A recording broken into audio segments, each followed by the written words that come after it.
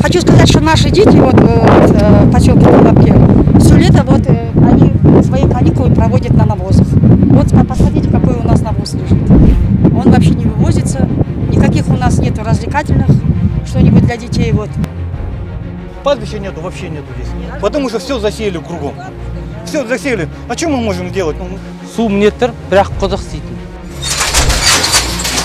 Құдықтың жағдайын көріп тұрсыздар ғой тазалығын. Ну, отдает приоритет министерства. 550 человек.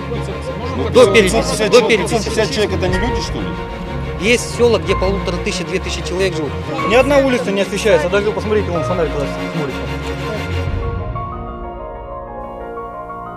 А вот конкретно с этих вопросов вы что-то можете решить? Что я думаю, проблему решим. Это вот в этом вопросе нет.